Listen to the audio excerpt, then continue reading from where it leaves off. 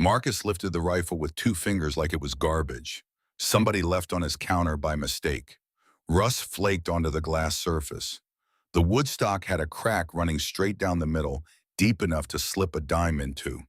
The metal looked like it had been pulled from a swamp and left to rot in someone's basement for 30 years. Maybe longer. "Ma'am, this is scrap metal. Probably blow up in your hands if you even tried to fire it." From somewhere near the back of the shop, a customer laughed. Low and knowing, the kind of laugh that said he'd seen this before. Old folks bringing in family junk, thinking it was treasure.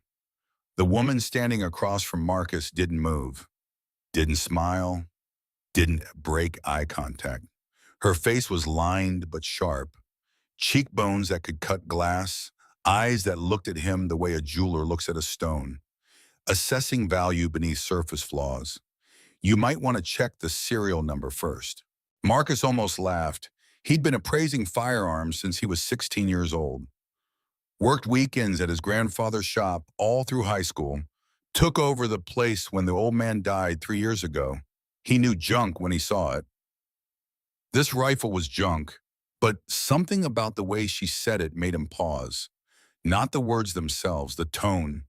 Quiet, certain, like she knew something he didn't and was waiting for him to catch up. He grabbed a brass brush from the workbench behind him. Bottle of Hops #9 solvent. Poured some onto a rag. The smell hit him immediate, chemical and sharp. Smell of every Sunday morning he'd spent in this shop with his grandfather. "Fine, let's see what we got here." He started scrubbing the receiver where the serial number would be stamped. The brush made a scratching sound against oxidized metal. Black flakes and rust-red dust scattered across the counter like tiny dead insects. The solvent cut through corrosion slowly. Numbers began appearing beneath the grime. Marcus scrubbed harder. More numbers emerged. His hands slowed. Something was wrong with the format. The prefix didn't match any civilian production model he recognized. It was alphanumeric instead of pure numeric. And it ended with a dash and a letter. -X. He stopped scrubbing, stared at the numbers now visible in the clean section. GX1847-X. He'd never seen a serial formatted like that. Not in 10 years of working firearms. Not in any of the reference books his grandfather kept on the shelves in the back office. From across the counter, the customer who'd laughed earlier leaned forward. Old guy, maybe 70, collector type, came in twice a week looking at estate sale finds. "What did you find?" Marcus didn't answer. He pulled his phone from his pocket, opened the firearms database app he used for appraisals, entered the serial number. The app searched for 3 seconds, then returned the results. No match. He tried a different database, military surplus registry. Entered the serial again. Waited. The screen loaded. Restricted access. What the hell? Marcus set the phone down, walked to the back office without saying anything. The office was barely bigger than a closet, shelves packed with binders and reference books and old catalogs. He pulled down a thick red volume from the second shelf. United States Military, Small Arms Serial Numbers, 1945 to 1985. Pages worn from years of use. He flipped through sections, found the page on serial formatting, scanned rows of text and footnotes. Near the bottom of page 347, he found it. Small print, easy to miss. Serial designations ending in -X-Y or -Z were reserved for experimental or classified procurement programs. Records sealed under National Security Directive 47B, contact DOD, Historical Archives for Freedom of Information Act requests. Marcus read it twice, felt something cold move through his chest. He returned to the counter. The woman hadn't moved, still standing in the exact same position, hands resting flat on the glass, watching him with that unnerving stillness. He picked up the rifle again, this time carefully, examined it with different eyes, professional assessment instead of dismissive glance. "Where did you get this?" His tone had changed entirely. Less cocky, more careful, It was issued to me. The old collector customer laughed again. Issued lady women weren't even allowed in combat units back then. The woman turned her head slowly toward him, said nothing, just looked. The silence that followed was heavier than any response could have been. The kind of silence that makes people uncomfortable without knowing why. Marcus ignored the exchange. He was looking at the rifle now, really looking. Grabbed a magnifying glass from the drawer, examined the barrel threading, not factory standard, custom precision work, high-end machining, the kind you'd see on competition rifles or specialized military applications. He checked the trigger assembly, match-grade components, adjusted for accuracy, light pull weight, crisp break. He ran his fingers along the bolt, felt wear patterns that suggested use with a suppressor, long-term use. The stock was split, but beneath the damage, he could see faint engravings. Letters scratched into the wood by hand, then deliberately scratched over. Obscured, but not completely erased. This was built for long-range precision work. Marcus spoke quietly, almost to himself. Match barrel, custom load specifications.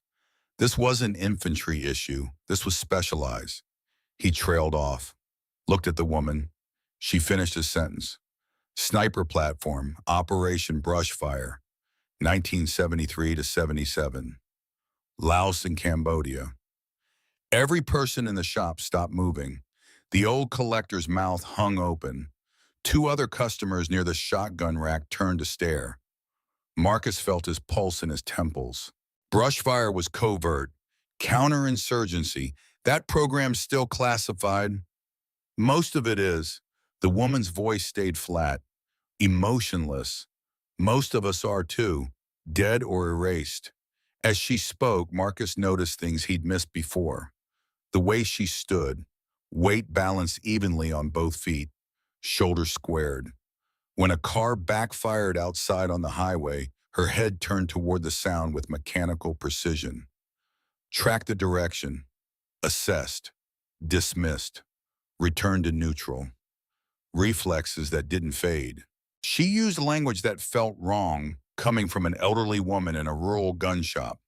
Suppress fire mission, windage calculation, cold bore zero, technical terminology that belonged to operators, not grandmothers.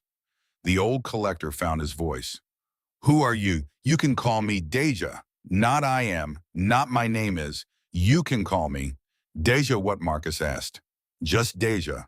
Marcus pushed the rifle back across the counter toward her. Look, I don't know what this is, but if it's connected to classified operations, I legally can't work on it. Can't even appraise it without proper authorization.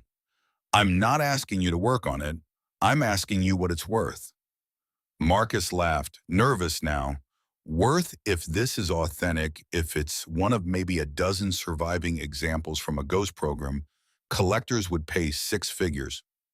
Maybe more. Museums would want it. Then sell it for me. The collector stepped closer. Why now? Why bring it in after all these years? Deja looked at him directly for the first time.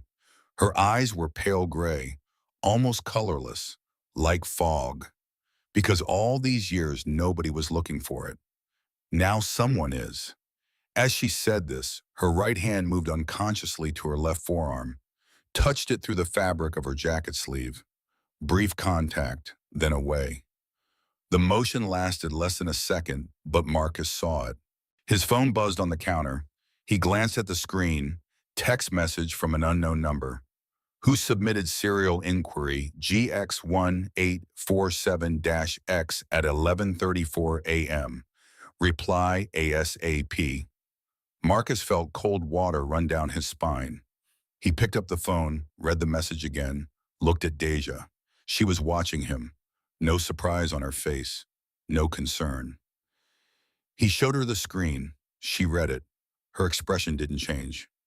You should close early today, and maybe don't answer that. The collector looked between them. What is going on? Marcus didn't know how to answer. He stared at the text message, at the rifle, at the woman who called herself Deja. His hands were shaking slightly. He pressed them flat against the counter to stop the tremor. The phone buzzed again. Same unknown number.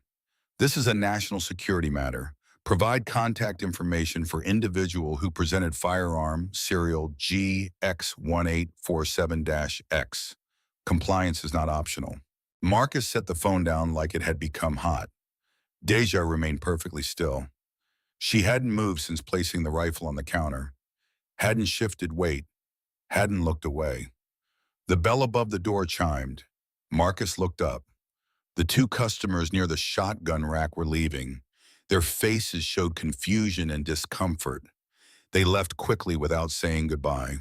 The collector was still standing there, staring at Deja like he was trying to solve a puzzle written in a language he didn't speak. The space seemed to contract around them. Walls closer, air thicker. Marcus picked up the rifle one more time, turned it over in his hands, looked at the serial number now fully visible beneath the clean section. GX1847-X. 8 characters that apparently meant something to people who operated in basements of buildings that didn't appear on maps. He set it down gently. You're not selling this, are you? Not a question. A statement? No, then why bring it here? Deja smiled. Thin, no warmth. Because someone needed to verify what it was. Someone who would document it. Someone who would search databases and trigger alarms. Someone who would create a record that this rifle exists and that I'm still alive. You wanted them to know. I wanted witnesses. When they come, and they will come, I needed people who could verify what happened here. What you saw. What you confirmed. The phone buzzed a third time. Marcus didn't pick it up. He could see the message preview on the lock screen. Federal agents en route to your location. Do not leave premises. Do not destroy evidence. Await arrival. He looked at Deja. They're coming here. I know. When soon? The collector backed away from the counter. I think I should go. No. Deja said it quietly, but it carried weight. You should stay. You're a witness too. The collector froze. This is insane. I run a gun shop. I appraise firearms. I don't get involved in whatever this is. You got involved the moment you cleaned that serial number. There's no uninvolving yourself now. Outside, the sound of tires on gravel, a vehicle pulling into the parking lot. Marcus looked through the front window. Black SUV, tinted windows, government plates. They're here. Deja didn't turn to look, kept her eyes on Marcus. When they ask you questions, tell them the truth. What you saw, what you verified. Nothing more. What are they going to do to you that depends on how smart they are? The vehicle doors opened. 2 men stepped out. Mid-40s, athletic builds, wearing civilian clothes that somehow screamed federal agent. Wrong shoes, wrong watches, wrong way of scanning the environment. They walked toward the shop entrance with purpose. Marcus couldn't move, couldn't think. His mind had gone blank except for one repeating thought. What have I gotten into? The bell above the door chimed. The 2 men entered. They moved like operators, controlled, aware, eyes sweeping the shop in systematic patterns. The first man smiled. Pleasant, professional. Afternoon, we're looking for someone who might have inquired about a specific serial number today. Marcus opened his mouth. No sound came out. The second man's gaze landed on the rifle lying on the counter. His expression flickered. Recognition, then careful neutrality. That's interesting hardware. Mind if I ask where you got it?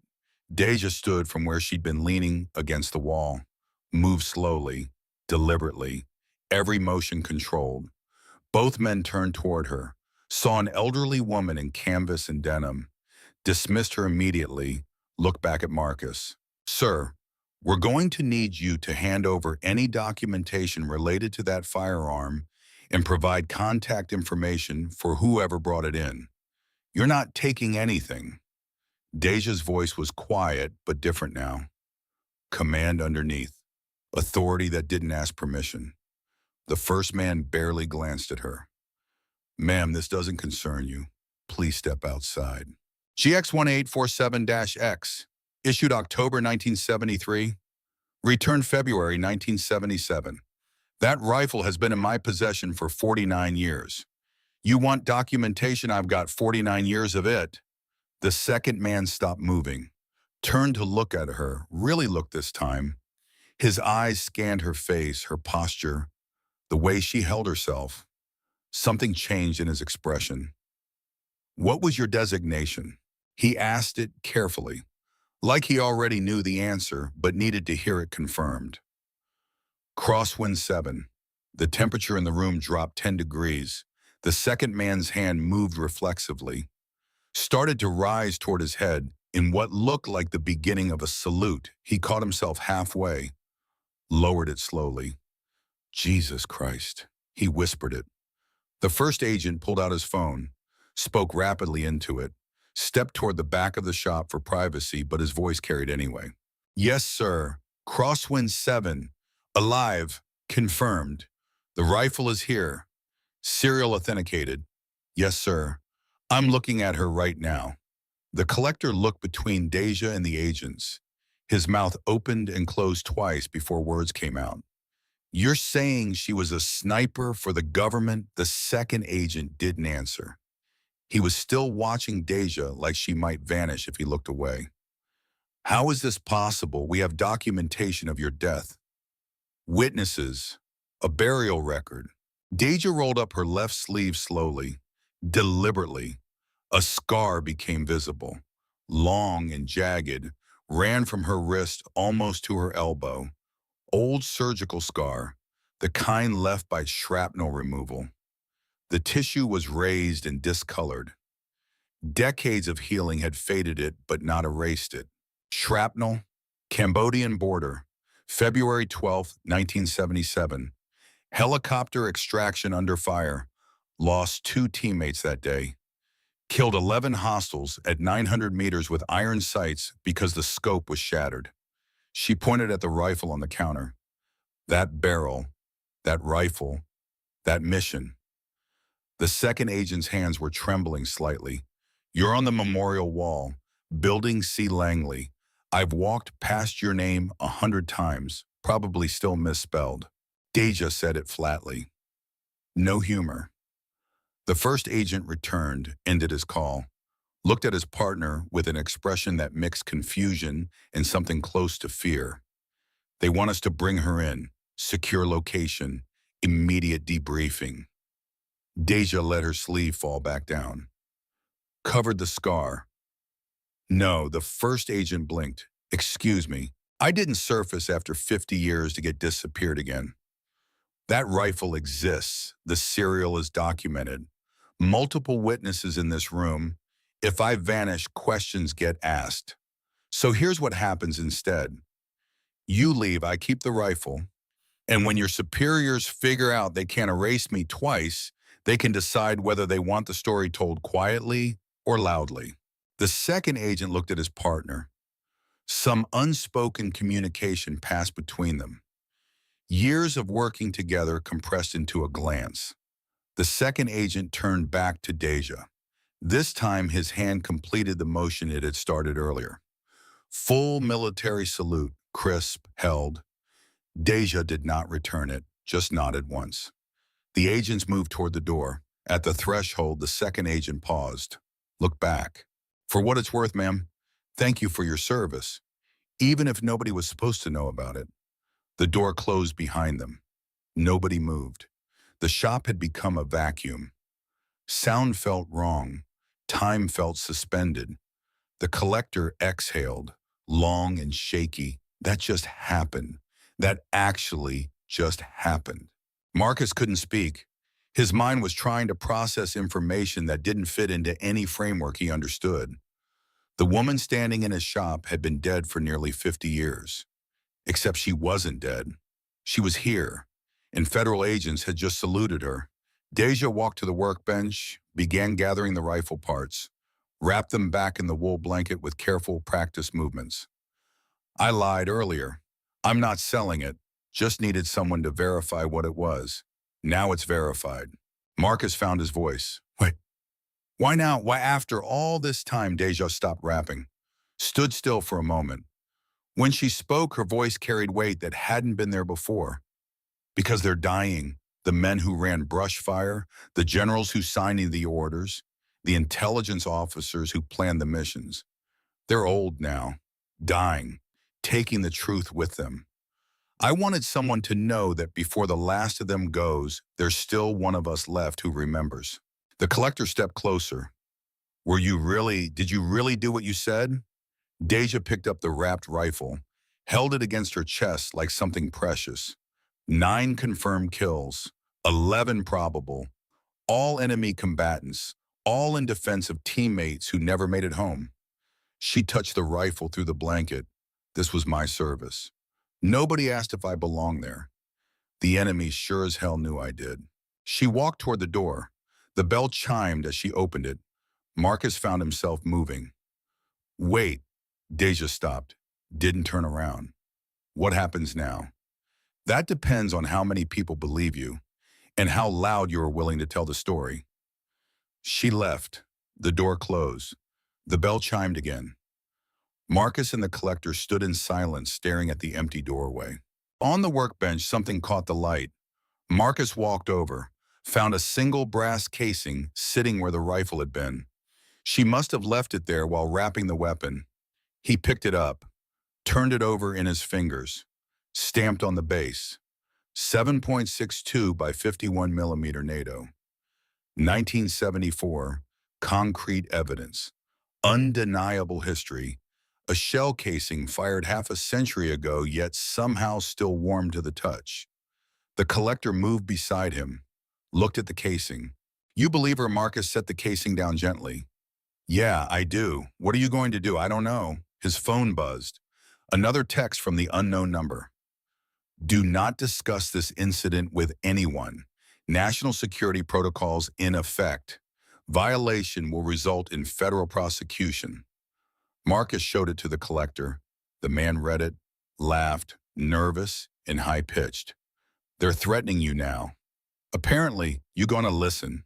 Marcus looked at the brass casing, at the photograph tucked behind the register, at the locked filing cabinet in the corner that suddenly seemed important in a way it hadn't been an hour ago. I don't know. The collector left 20 minutes later, said he needed a drink, maybe several, maybe an entire bottle. Marcus locked the door after him, flipped the sign to closed even though it was only 1 in the afternoon. He stood in the empty shop. The fluorescent lights hummed overhead. The smell of gun solvent and metal polish hung in the air like it always did. Everything looked the same. Nothing was the same. Marcus walked to the filing cabinet, stared at it. The lock was old, probably could be picked with the right tools. He had the tools, grew up learning locks as part of gunsmith training, understanding mechanisms, how things fit together. He didn't pick the lock. Instead, he opened the drawer beneath the cash register, found the spare key ring his father kept there. 7 keys, most he recognized. Building keys, gun safe keys, display case keys, one he didn't recognize. Small, brass, looked like it fit a filing cabinet. Marcus walked to the cabinet, tried the key. It turned, the lock clicked, the drawer slid open. Inside were files, manila folders, dozens of them, organized by year. Labels written in precise handwriting that looked like his grandfather's script. Deployment records, requisition orders, mission summaries. Marcus pulled out a folder at random, opened it. Weapons requisition form dated April 1974. Requesting delivery of specialized ammunition. 7.62 NATO match grade. Suppressed load specifications. Delivery location listed as Firebase Hotel. Coordinates redacted. Authorization signature illegible, but stamped with a seal Marcus didn't recognize. He pulled another folder. Mission debrief, August 1975. Target eliminated at long range. Positive identification confirmed. Team extraction successful. No casualties. Operator designation, Crosswind 7. Marcus set the folder down. His hands were shaking again. His grandfather's shop had not just been a gun shop. It had been a depot, a supply point for covert operations. His grandfather had been part of this, part of Brushfire. The photograph behind the register. Marcus pulled it out, looked at it again with new understanding. 7 figures in uniform standing beside wooden crates in a jungle clearing. Faces obscured by sun glare or age or both. One figure slightly shorter than the others. Posture he now recognized. Deja, 49 years ago, standing with her team. Marcus turned the photograph over, handwriting on the back, faded but legible. Crosswind Unit, April 1975 after Firebase Hotel resupply. May they all come home. They had not all come home. Marcus sat down at the counter, put his head in his hands, tried to process information that kept expanding beyond his ability to contain it. His phone rang, actual call this time. Unknown number, he answered. Hello, Mr. Mercer. My name is Colonel Reginald Thompson, retired. I understand you had an encounter today that raised some questions. The voice was older, authoritative, military cadence, even in retirement. I don't know what I'm allowed to say. You're allowed to listen. The woman who visited your shop was part of a program that saved American lives. Operators who went places we couldn't officially go, did things we couldn't officially acknowledge. When the program ended, they were given a choice: disappear into new identities with full support or face congressional hearings that would have destroyed them and exposed methods we still use today. Most chose to disappear, and now she's surfacing. Because we're dying. The men who know what really happened, what those operators sacrificed. We're old. Cancer, heart disease, time. The truth dies with us if someone doesn't speak. Why me? Why bring the rifle to me? Because your grandfather ran supply operations for Brushfire. Because your shop has documentation that proves the program existed. Because you're young enough to remember and tell the story after we're all gone. Marcus closed his eyes. What do you want from me? Tell the truth when the time comes. When it's safe. Tell people what you verified today. That the rifle exists. That the cereal is real. That the woman who carried it is real. What if they don't believe me? They will. We're working on declassification. Partial, limited, but enough. Within a few months, some of Brushfire will be public record. When that happens, your testimony will matter. You'll be a witness to history. And if I refuse, then good people stay erased. And that would be a shame. The line went dead. Marcus sat motionless. The space around him felt like it was pressing in. Too small, too quiet. He looked at the brass casing on the workbench, at the photograph, at the open filing cabinet full of secrets his father had told him were nothing important. His entire life had been built on a foundation of half-truths and comfortable lies. The gun shop was just a gun shop. His grandfather was just a businessman. The old rotary phone was just decoration. The filing cabinet was just old inventory records. All lies. Or not lies exactly. Omissions. Things left unsaid because saying them would have shattered the illusion of normalcy. Marcus stood, walked to the rotary phone hanging on the wall. Cream-colored plastic gone yellow with age. In 643 days, it had never rung. Now it felt like it was about to. Like the weight of expectation could will it into action. It did not ring.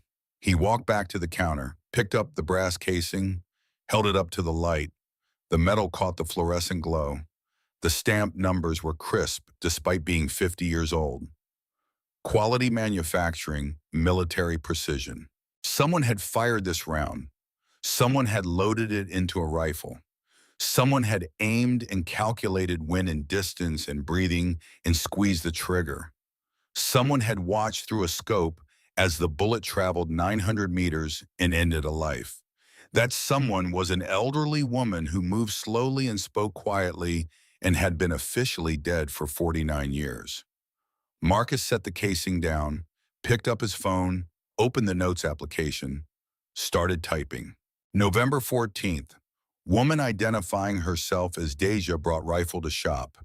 Serial GX1847-X, verified as experimental military sniper platform. Database search triggered federal response. 2 agents arrived, confirmed woman's identity as Crosswind 7.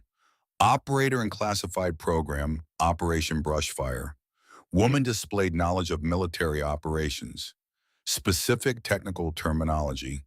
Visible shrapnel scar consistent with combat injury. Agents rendered salute before departing. He saved the note, backed it up to cloud storage, sent a copy to his personal email, documentation, evidence, testimony. The bell above the door chimed. Marcus looked up, heart racing, hand moving instinctively toward the pistol he kept under the register. An old man entered, 80s, moving with a cane, wore a faded army jacket, patches on the shoulders Marcus didn't recognize. The man looked around the shop. His eyes landed on the filing cabinet, on the photograph now sitting on the counter. On Marcus. You're the grandson. Not a question. A statement. Yes, your grandfather was a good man, helped us when nobody else would. Who are you? The man moved closer slowly, each step deliberate. You had a visitor today, woman with a rifle. How do you know that? Because I got a phone call an hour ago from someone who said Crosswind 7 was alive, and I had to see for myself if it was true. You know her? The old man nodded. Served with her. February 77. I was the pilot who extracted her team. Took ground fire on approach. She covered our landing from a ridge position. Never seen shooting like that. 11 targets, maybe 90 seconds. Perfect shots, every one. He looked at the photograph. That's us. That picture, I'm third from the left. Marcus picked up the photograph, looked at the figure the man indicated. Taller than the others, posture that suggested military bearing even through the blur. You were there. 4 tours. Most of them places I can't talk about. Most with people whose names I'm not supposed to remember. But I remember her. Crosswind 7. Best operator I ever flew for. Why are you here? Because if she's surfacing, it means something's happening. Declassification maybe. Recognition. And if that's coming, there are things you should know. Things about your grandfather. About what this place really was. The man reached into his jacket, pulled out an envelope, yellow with age, sealed. Your grandfather gave me this in '78. Told me if anything ever happened to him, if anyone ever started asking questions about brush fire, I should give this to whoever was running the shop. Said they'd know what to do with it. He handed the envelope to Marcus. The seal was still intact. Marcus's grandfather's handwriting on the front. To whoever carries the name forward, what's in it? The truth, or as much of it as could be written down. Names, dates, operations, things that prove what happened, things that prove those operators were real. Why didn't you open it? Because it wasn't addressed to me, and because some truths are dangerous. Your grandfather knew that. He made sure the information survived, but stayed hidden until it was safe. The man turned toward the door, paused. Tell her I remember. Tell Crosswind 7 that Pelican 3 remembers, and that I'm glad she made it home. He left. The bell chimed, the door closed. Marcus stood holding the envelope. The paper felt fragile, like it might disintegrate if he gripped too hard. He set it on the counter, stared at it. Around him the shop continued its existence. Fluorescent lights humming, gun oil smell, afternoon sun slanting through the windows. Everything normal, everything changed. Marcus picked up the envelope, broke the seal. Inside were photographs, documents, handwritten notes, a ledger listing weapons and ammunition with dates and destinations, maps with coordinates marked, after-action reports typed on ancient typewriters, and a letter addressed to no one, signed by his grandfather. If you're reading this, someone finally asked the right questions. Someone finally started connecting pieces that were supposed to stay separated. Good. What we did was necessary. The operators who served in brush fire saved American lives. They operated in conditions that would break most people.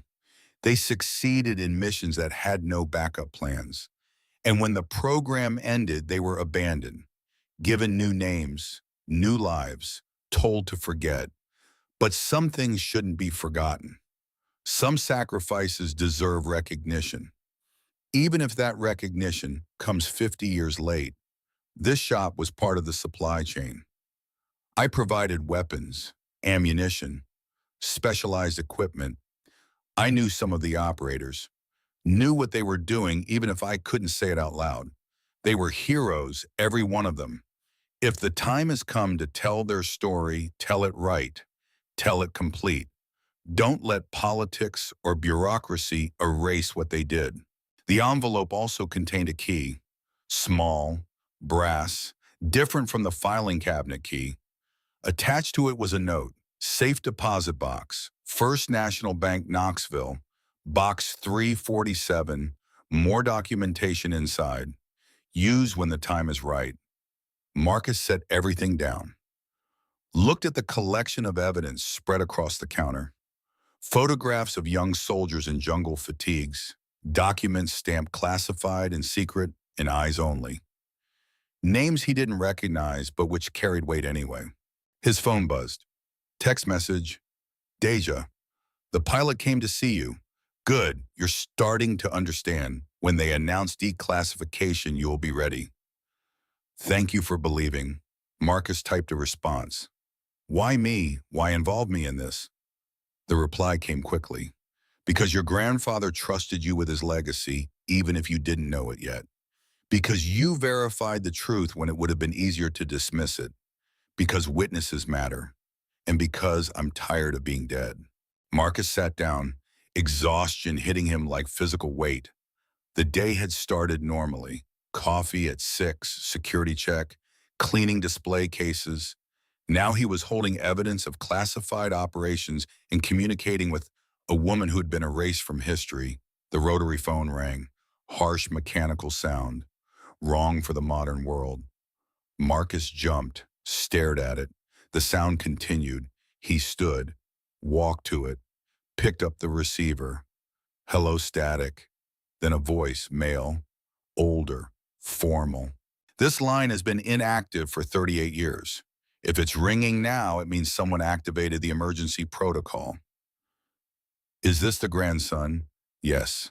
Then listen carefully. Operation Brush Fire is being partially declassified. Public announcement in 6 weeks. Congressional hearing in 8 weeks. We need witnesses who can verify the program existed. People with documentation. People with credibility. Your grandfather set this up decades ago. A fail-safe. If the operators ever needed validation, this phone would ring. And whoever answered would become their advocate. Who is this? Someone who owes them everything. Be ready. When the hearing happens, you'll be called to testify. Bring the documentation. Bring the rifle serial verification. Bring the truth. The line went dead. Marcus set the receiver down. His hand was shaking. The shop had gone quiet again. That vacuum silence, like the building itself was holding its breath. He looked at everything spread across the counter. Evidence, testimony, truth. 6 weeks until public announcement. 8 weeks until congressional hearing. 8 weeks to prepare to tell the world about people who had been ghosts for 50 years. Marcus picked up the photograph one more time, studied the faces he could not quite see. The team standing in a jungle clearing beside wooden crates. Young people doing dangerous things in places they weren't supposed to be. One of them was still alive, still fighting, still demanding recognition. And now he was part of that fight whether he had chosen it or not. The brass casing caught the light again. Glinted, small and significant. A bullet fired 50 years ago that was still finding its target.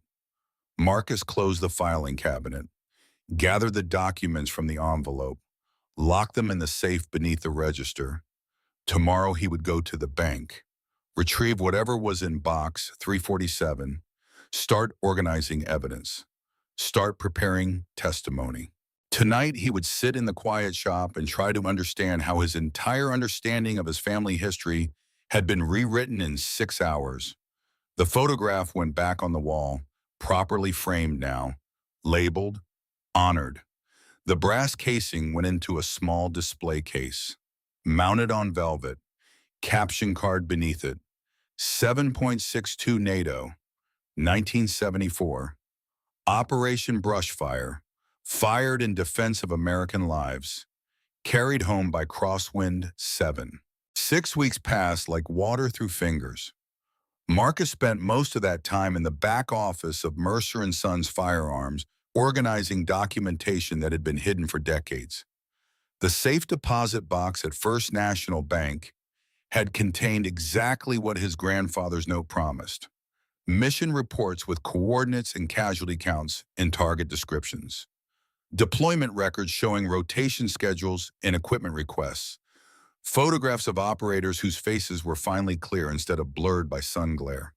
Crosswind 7 was listed as Lieutenant Deja Imani Winters, 23 years old when she deployed in October 73, 27 when she vanished in March 77 after the program shut down. The photograph showed a young woman with sharp features and eyes that looked directly at the camera without flinching. In one image, she stood beside the rifle Marcus had cleaned. The metal wasn't rusted then. The wood wasn't split. It looked new and deadly and purposeful. She held it with both hands like it was an extension of her body. Marcus organized everything chronologically, built a timeline on the wall of the back office using push pins and string. October 73 to February 77, 42 missions documented, 9 confirmed eliminations, 11 probable. Target descriptions range from enemy officers to weapons caches to forward observers calling in artillery strikes. Most missions showed 0 friendly casualties. A few showed 1 or 2 wounded. 2 missions showed teammates killed in action. February 12, 77 showed Clarence Davis and Maurice Williams both listed as KYA during helicopter extraction under fire.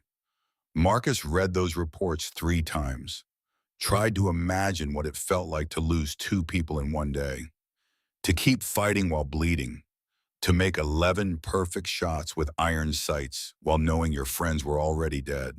He couldn't imagine it.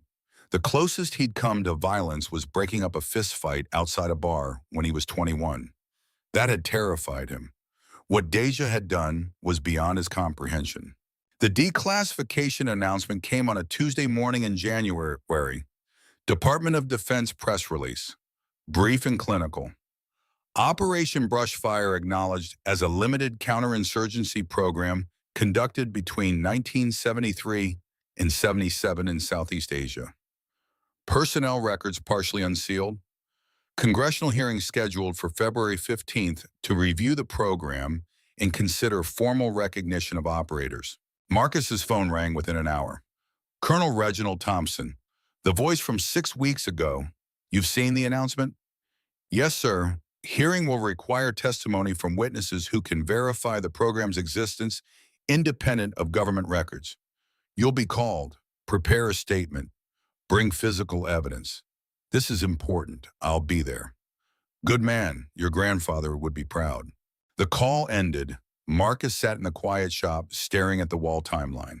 42 missions, 9 confirmed, 11 probable, 2 teammates dead, 1 operator erased from history for 49 years. He started drafting his statement that afternoon. 3 days later, a package arrived at the shop. No return address. Inside was a letter from Deja, handwritten. Her script was precise, almost mechanical, like typing but done with a pen. Thank you for keeping faith. The rifle has been donated to the Smithsonian as promised. They're building an exhibit around it. Operation Brushfire Shadows in Service. Opens in March. You should come to the dedication. You earned that, you know. The letter included a photograph. Newer. Showed the rifle under museum lighting, cleaned and preserved. Displayed on a stand with a placard that read GX-1A 847-X sniper platform used in covert operations, 1973 to 77, carried by Lieutenant Deja Imani Winters Crosswind. 7, her name, her real name, no longer hidden.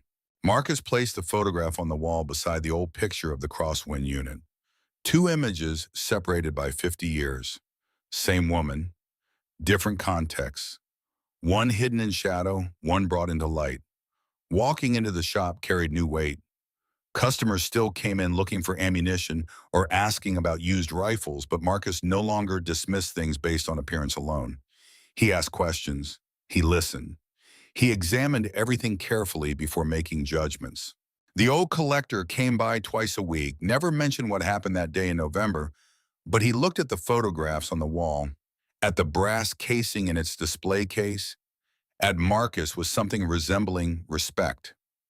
Days after the announcement, Marcus received his first threatening message. Anonymous email, no trace. Simple message. Destroy the documentation. Forget what you found. This is your only warning. He deleted it, continued organizing. 2 days later, his shop alarm triggered at 3 in the morning.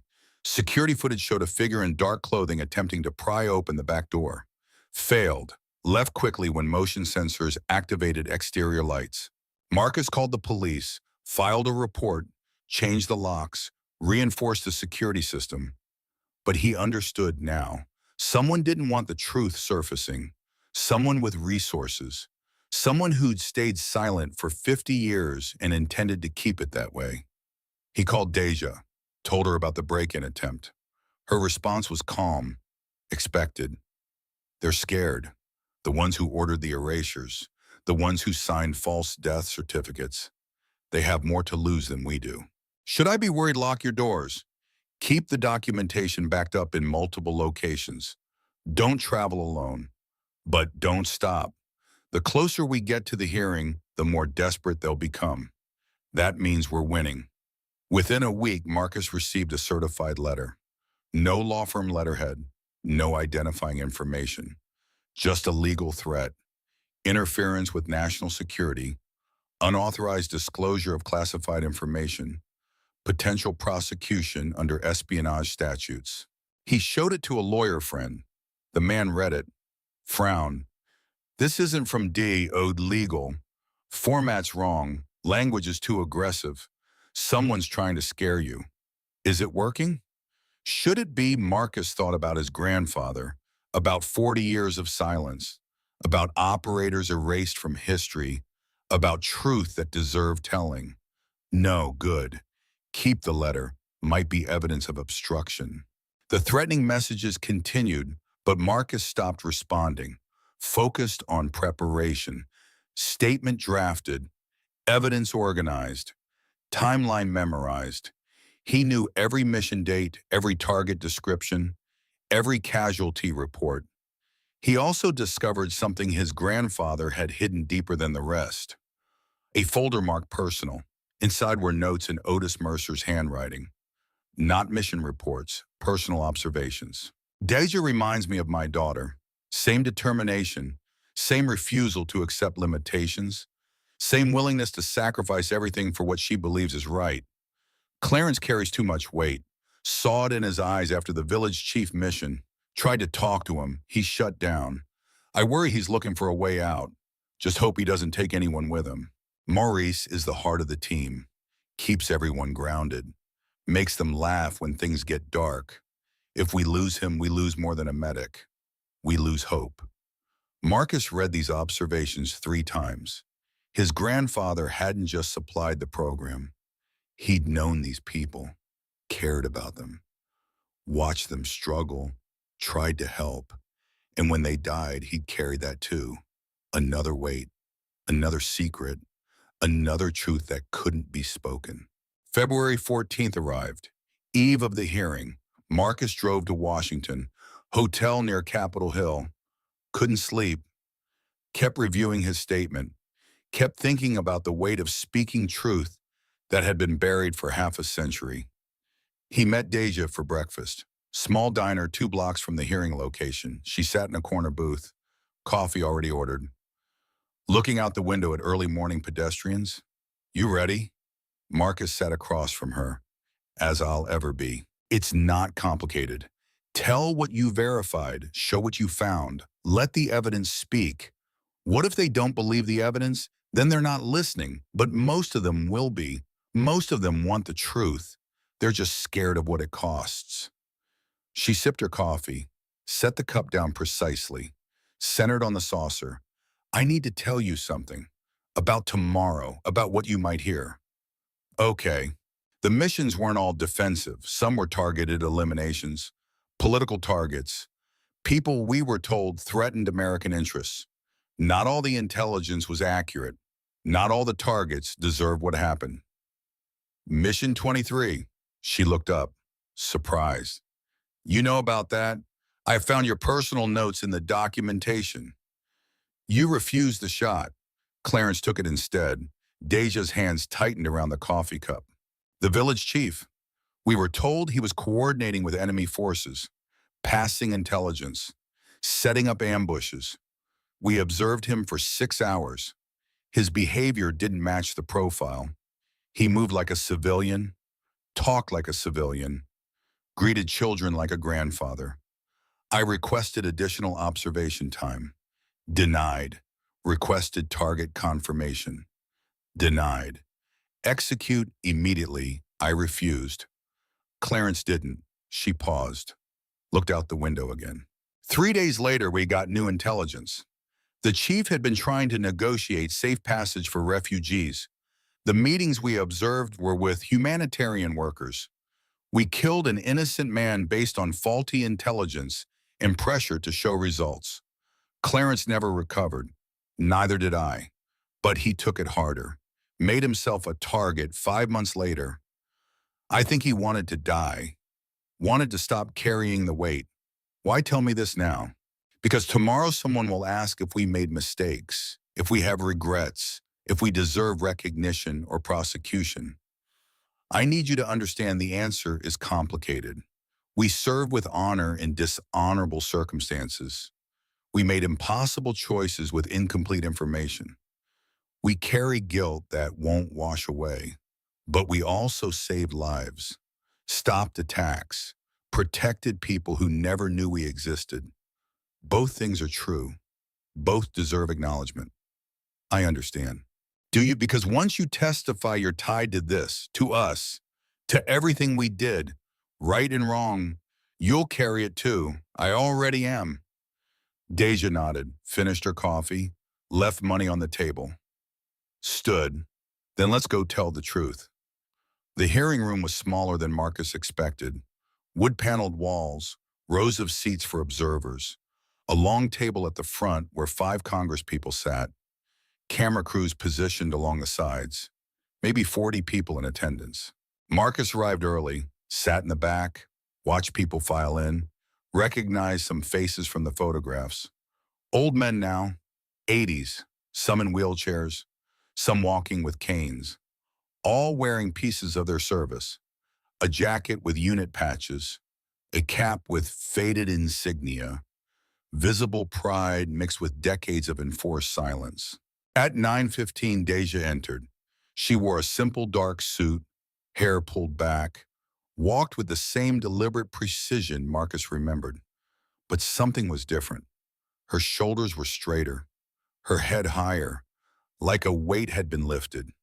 She sat in the front row, did not look around, did not acknowledge anyone, just sat with her hands folded in her lap and waited.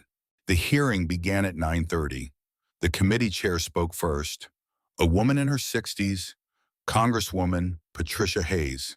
She acknowledged the difficulty of the subject matter, acknowledged the decades of silence, acknowledged the sacrifice of operators who served without recognition. Then she called the first witness, retired General Reginald Thompson, 82 years old, moved to the witness table with help from an aide, testified about the strategic necessity of brush fire, the lives saved, the intelligence gathered, the missions accomplished. He spoke for 20 minutes. His voice was strong despite his age. When he finished, he looked directly at the front row, at Deja, nodded once. The second witness was the pilot, Tyrone Williams, Pelican 3, the old man who had visited Marcus's shop. He testified about extraction missions, about operators working in conditions that violated every safety protocol, about professionalism under fire, about a specific mission in February '77 where an operator provided covering fire that saved his entire crew. He did not name Deja, did not need to. Everyone in the room knew who he meant. The third witness was Marcus. He walked to the table, set down the folder containing his documentation, took the oath, sat. The committee chair asked him to state his name in relationship to Operation Brushfire. My name is Marcus Mercer. I own a firearm shop in Tennessee that was operated by my grandfather during the brushfire era. In November of last year, a woman brought a rifle to my shop for appraisal. The rifle bore serial number GX1847-X. Database searches identified it as classified military hardware. The woman identified herself as the operator to whom the rifle was issued. Federal agents arrived within hours and confirmed her identity. I subsequently discovered documentation in my grandfather's files proving his shop served as a supply depot for brushfire operations. The chair asked if he brought physical evidence. Marcus opened the folder, removed the brass casing in its protective case, held it up. This casing was left by the operator. Dated 1974, 7.62 NATO, fired during a mission that is documented in the files my grandfather maintained. He set it on the table, removed the photographs. The crosswind unit in 75, weapons requisitions, mission reports, after-action summaries. Set them all on the table. This is proof that Operation Brushfire existed, that operators served, that they accomplished missions, that they deserve recognition. The committee members examined the evidence, passed documents between them, asked questions about authentication, about chain of custody, about how Marcus knew the documents were genuine, because my grandfather was meticulous, because he knew someday the truth would need proof, because he believed these people mattered. The chair nodded. Thank you, Mr. Mercer. This documentation will be entered into the official record. Marcus returned to his seat. His hands were shaking. Adrenaline and relief mixed together. As he sat down, he noticed something. A man in the back row, mid-70s, expensive suit, CIA lapel pin, watching the proceedings with expression that mixed anger and fear. Marcus didn't recognize him, but something about the man's presence felt wrong, felt threatening. The chair called the final witness, Lieutenant Deja Imani Winters, Crosswind 7. The room went silent. Deja stood, walked to the witness table, moved with that same controlled precision, sat, took the oath. Her voice was steady. The chair spoke carefully. Lieutenant Winters, thank you for your willingness to testify. We understand this is difficult given the circumstances of your service and subsequent erasure from official records. For the record, can you confirm your identity and service designation? My name is Deja Imani Winters. I served as Crosswind 7 in Operation Brushfire from October 1973 to February 1977. I was a sniper. I completed 42 missions, 9 confirmed eliminations, 11 probable, all enemy combatants, all in defense of American personnel. The chair continued, the committee has reviewed declassified mission reports that reference your designation.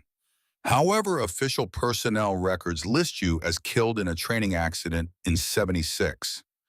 Can you explain this discrepancy? Deja's expression did not change. When Brushfire was terminated, operators were given 2 options. Face congressional inquiry that would expose operational methods still in use or accept new identities and disappear. I chose disappearance. My death was fabricated to facilitate that transition. Why come forward now? Because the men who made that choice possible are dying. Because their families deserve to know what their service meant. Because I'm tired of being a ghost. Her voice cracked slightly on the last word. First sign of emotion Marcus had seen from her. The man in the back row stood, spoke without being recognized. Madam Chair, I must object to these proceedings. Security moved toward him, but the chair raised a hand. Identify yourself, sir. Clayton Briggs, former Deputy Director, Central Intelligence. I ran counterintelligence oversight for Southeast Asian operations, including brush fire. Then you have perspective. We need Mr. Briggs. Please approach the witness table. Briggs walked forward, confident, entitled, stopped beside Deja without looking at her. Madam Chair, Operation Brushfire involved methods still classified. Public exposure risks current operations. Some missions violated international law. Recognition opens the United States to war crimes investigations. The committee members shifted uncomfortably. Legal concerns were valid. Political exposure was real. Deja turned to look at Briggs for the first time. You're worried about war crimes, Mr. Briggs. You signed 67 mission orders. You approved targets. You denied requests for additional observation time. You pressured operators to show results regardless of intelligence quality. Mission 23, August 1976. Cambodian Village Chief. We requested 12 more hours of surveillance. You denied it. Execute immediately, you said. Show results. We killed an innocent man that day. A grandfather trying to save refugees. My teammate carried that guilt until it killed him 5 months later. You want to talk about war crimes? Let's talk about who gave the orders. The room erupted. Not in noise, intention, electric, dangerous. Briggs's face had gone pale. That mission was based on intelligence from multiple sources. Intelligence you never verified. You wanted results. You got them. Now you want to bury the operators who carried out your orders so you don't face accountability. Madam Chair, this woman is making serious allegations without evidence. I have evidence. Deja's voice cut through the room. 67 mission orders signed by you. 32 expedited approvals bypassing normal verification protocols. 14 instances where operators requested additional surveillance time and were denied. All documented. All in the files that were supposed to be destroyed when the program ended. But my team leader kept copies. Personal insurance. When he died, his widow gave them to me. I've had them for 30 years waiting for this moment. She pulled a USB drive from her jacket pocket, set it on the table. Everything is here. Orders, approvals, denials. Communications showing you knew some intelligence was questionable but pushed for action anyway. You wanted promotions. You wanted success statistics. You didn't care about accuracy.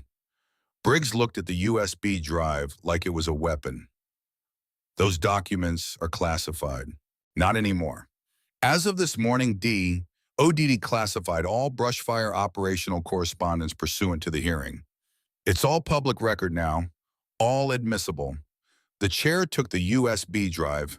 Mr. Briggs, you may want to consult legal counsel. This hearing is about recognizing operators, not prosecuting officials, but what Lieutenant Winters has presented raises serious questions. Briggs turned without responding, walked toward the exit, stopped at the door, looked back at Deja. You just destroyed your own chance at recognition. No committee will honor operators from a program now tied to war crimes allegations. Deja met his eyes. I'm not here for a medal, Mr. Briggs. I'm here for truth. Let the chips fall where they need to. He left. The door closed. The room remained silent. The chair spoke carefully. Lieutenant Winters, what you've presented complicates this hearing significantly. The committee needs time to review these materials. We're calling a recess until tomorrow morning. Before we adjourn, I want to ask you directly, given everything you've revealed about the program's flaws and failures, do you still believe you and your fellow operators deserve recognition? Deja stood, looked at the 17 operators sitting in the front rows.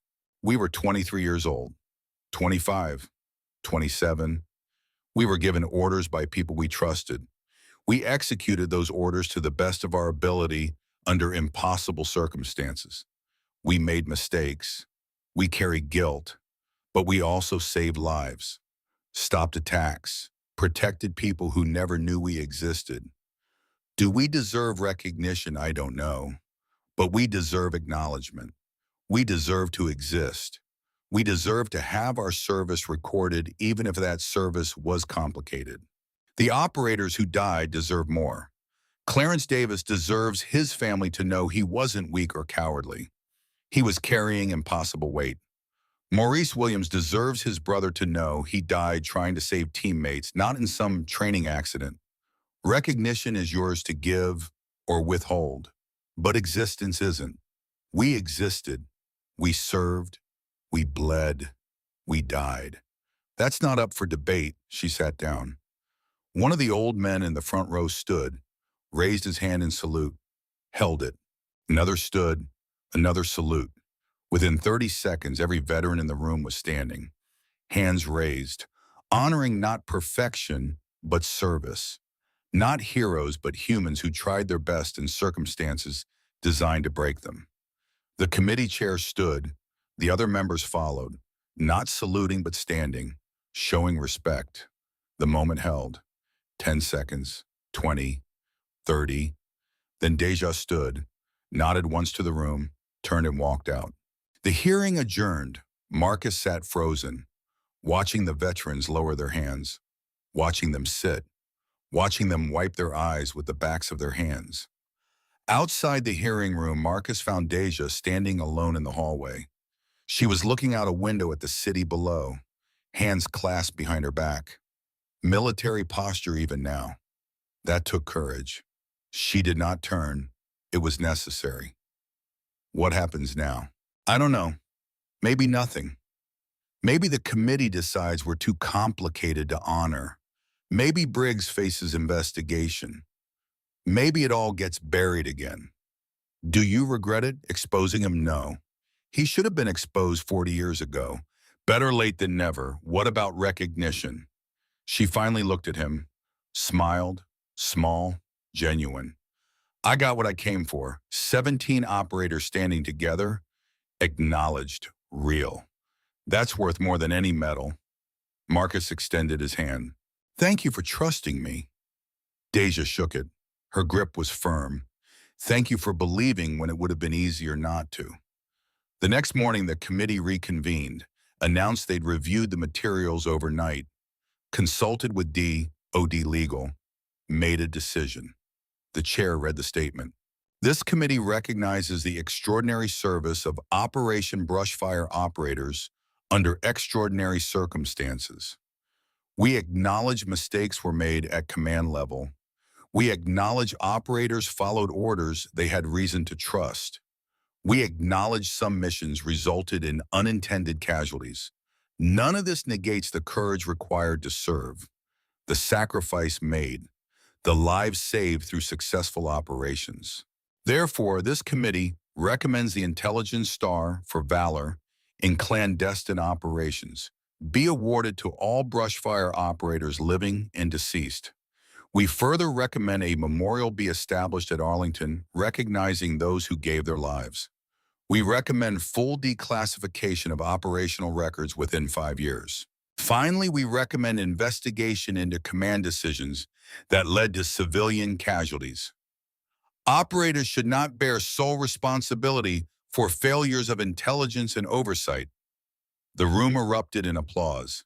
The veterans stood again, this time not saluting, embracing, crying, releasing 50 years of weight.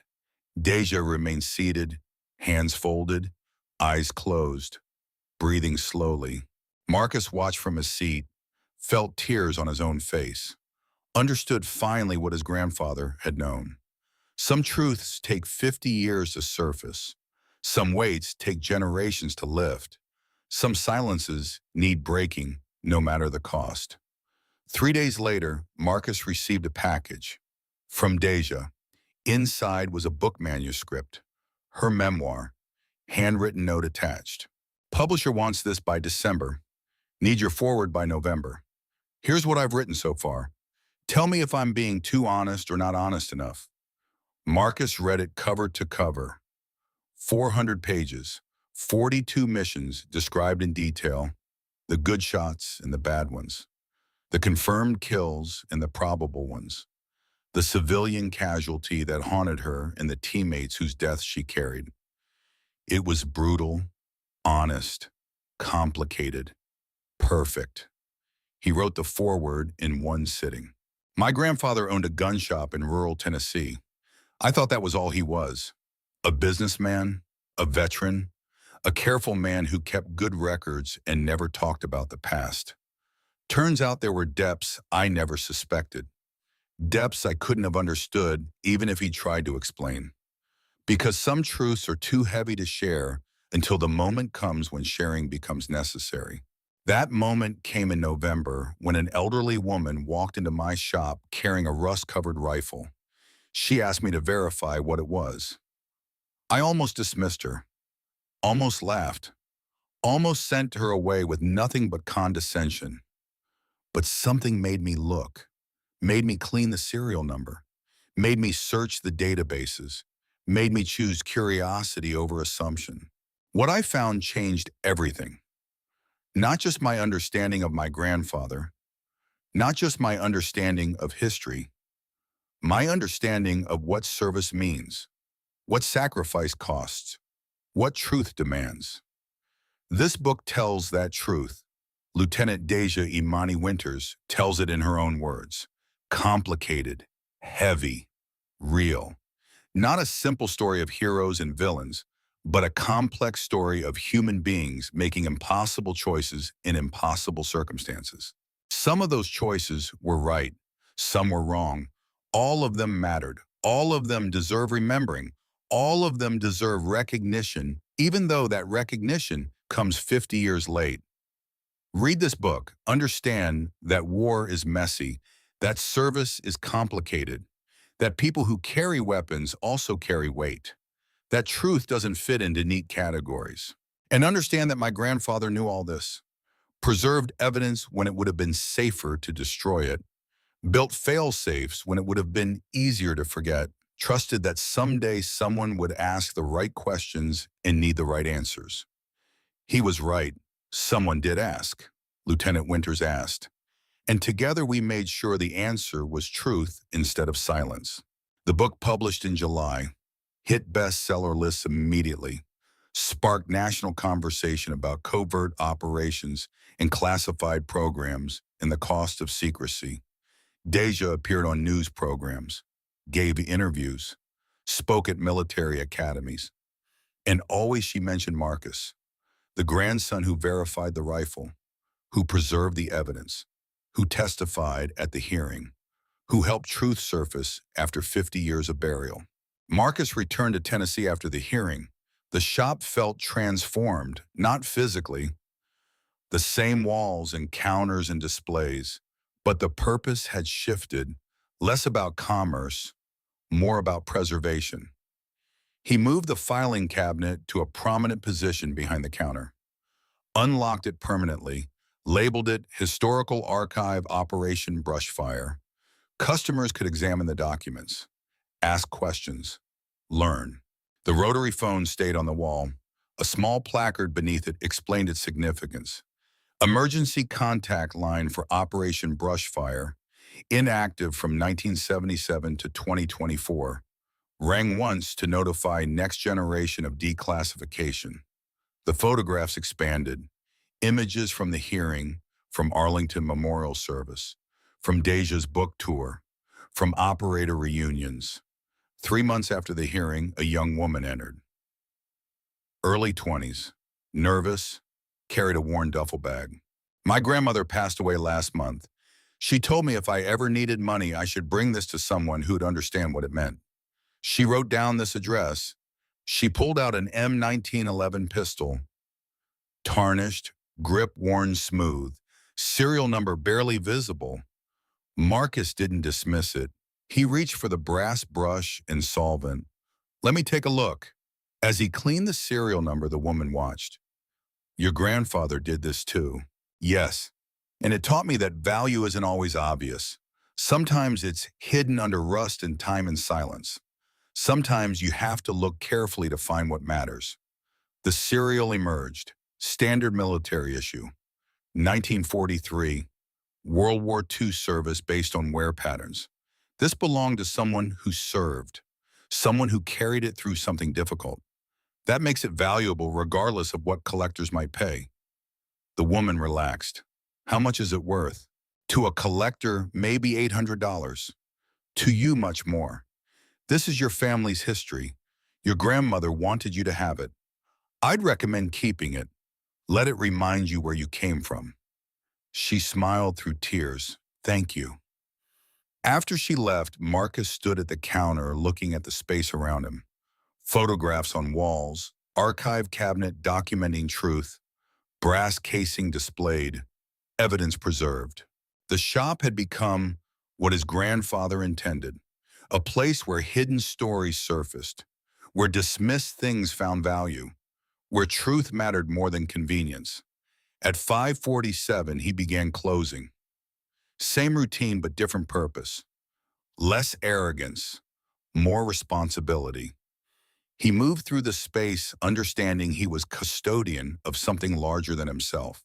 Before leaving, he stood at the photograph wall, looked at Deja at the museum dedication, at the crosswind unit in the jungle, at the memorial service at Arlington.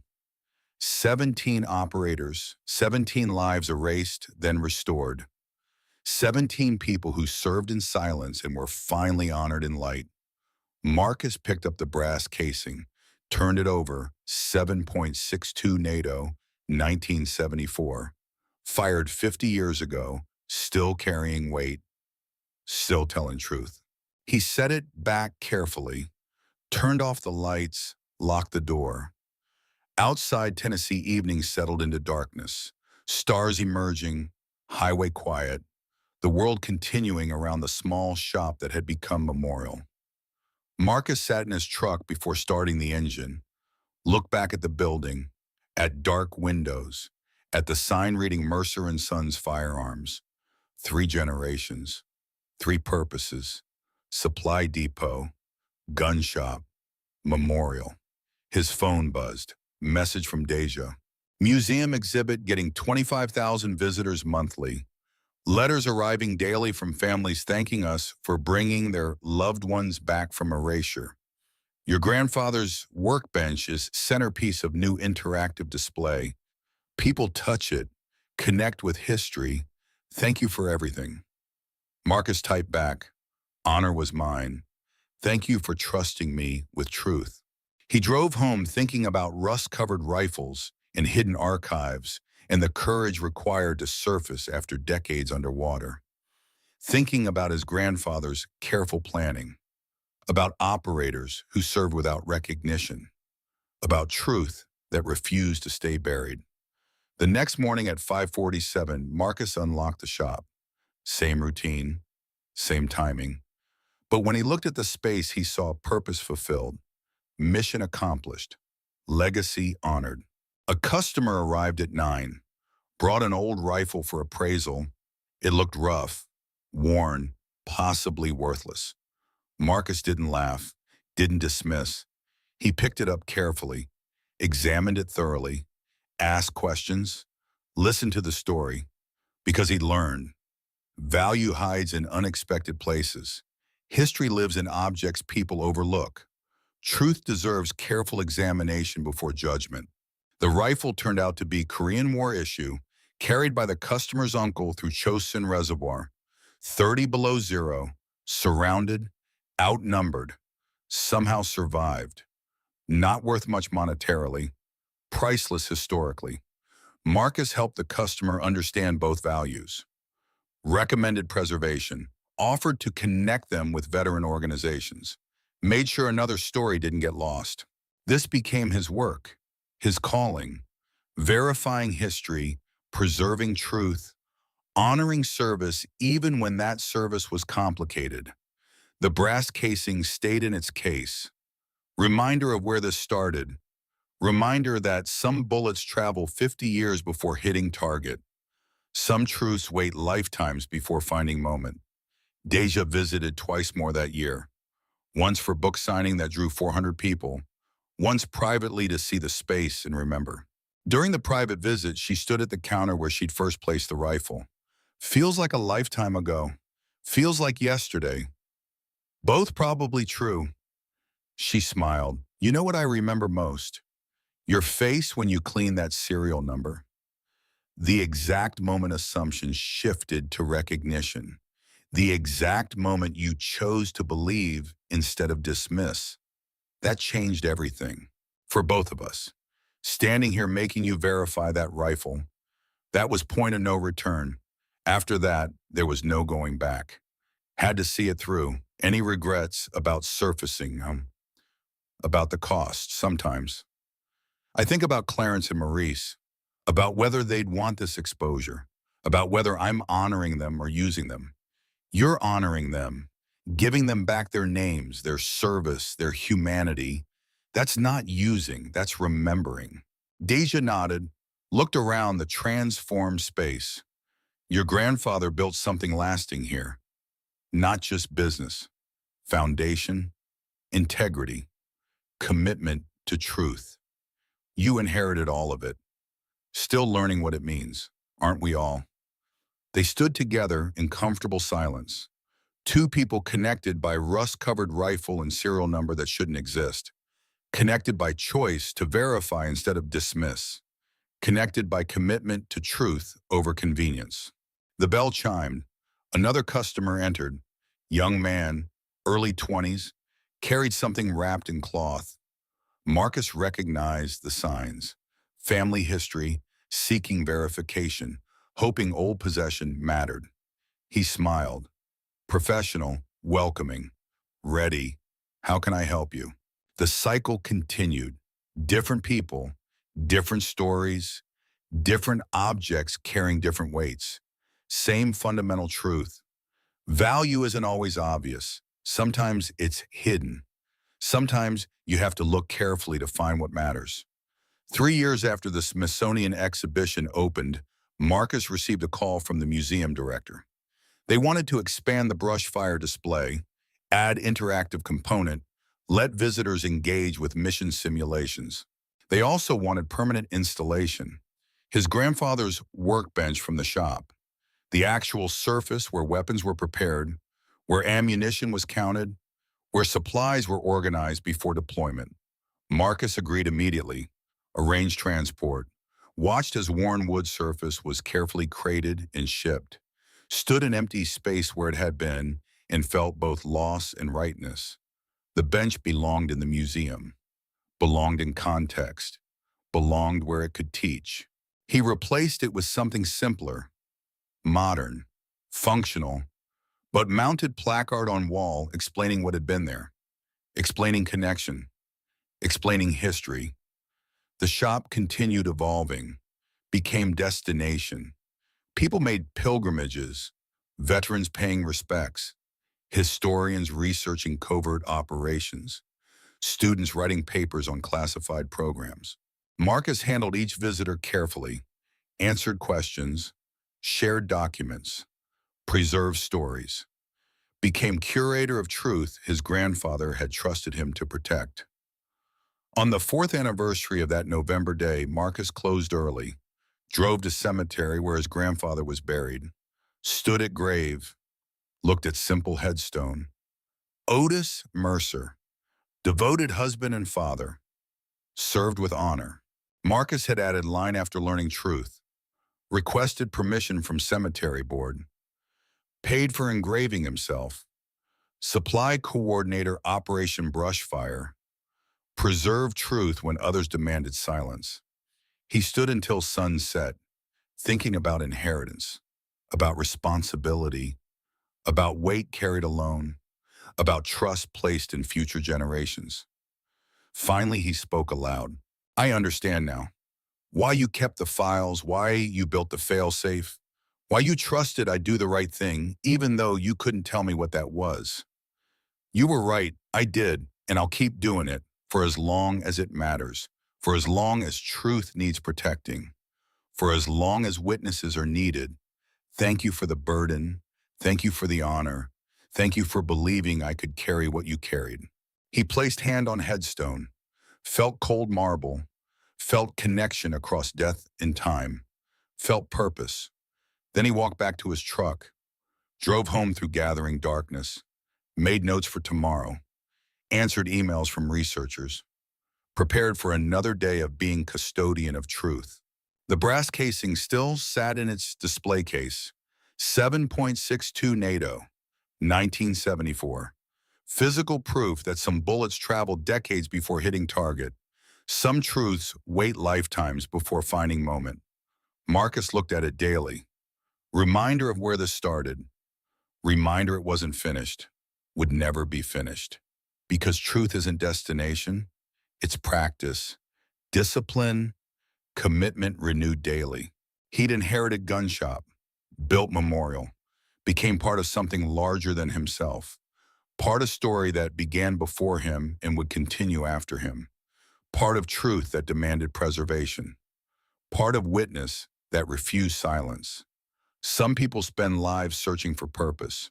Marcus found his in rust-covered rifle and serial number that officially didn't exist. An elderly woman who'd been dead 49 years. In grandfather who'd known someday truth would matter. And it did matter. More than he'd understood that November morning. More than he could have imagined when he cleaned that serial number. More than he could adequately express even now. But he tried every day, through preservation, through education, through bearing witness, through refusing to let silence be final answer. Because Deja had been right. World rarely recognizes what's truly valuable. But that doesn't mean it isn't there. Hidden, waiting, ready to surface when moment comes. And when it surfaces, someone needs to be there, ready to verify, ready to document, ready to carry weight, ready to tell truth. Marcus was that someone, chosen by circumstances he didn't create, accepted through choices he made, continued through commitment renewed daily.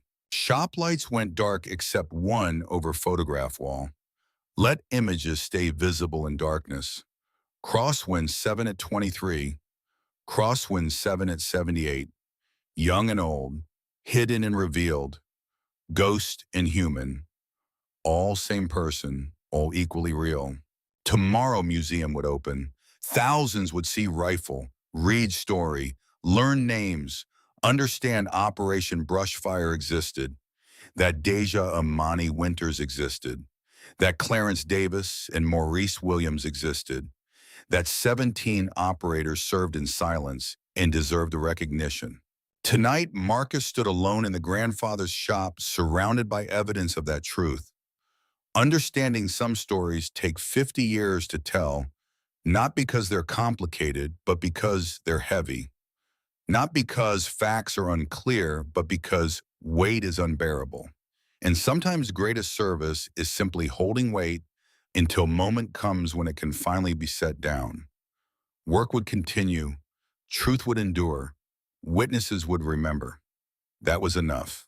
Outside rain began falling, soft at first and harder, drumming on roof, washing streets, renewing earth. Marcus locked door, walked to truck, sat inside listening to rain, thinking about journey from November to now, from rust-covered rifle to museum exhibition, from classified serial number to public acknowledgement, from erased operator to honored veteran. All of it connected, all of it necessary, all of it part of larger truth about service and sacrifice and the cost of silence. He started engine, turned on wipers, drove through rain toward home, toward rest, toward tomorrow when work would begin again. Because truth never sleeps, never stops demanding attention, never releases those who carry it. Marcus understood that now, accepted it, embraced it. He was witness, guardian, curator, keeper of stories that refused to stay buried. And he would continue for as long as breath remained, for as long as memory mattered, for as long as truth deserved telling. Some bullets travel 50 years before hitting target. Some truths wait lifetimes before finding moment. Some people live entire existences in shadow before stepping into light. This was one of those truths, one of those moments, one of those lives. And Marcus Mercer had been there to witness it all. That was his inheritance, his purpose, his honor, and he carried it gladly into whatever came next.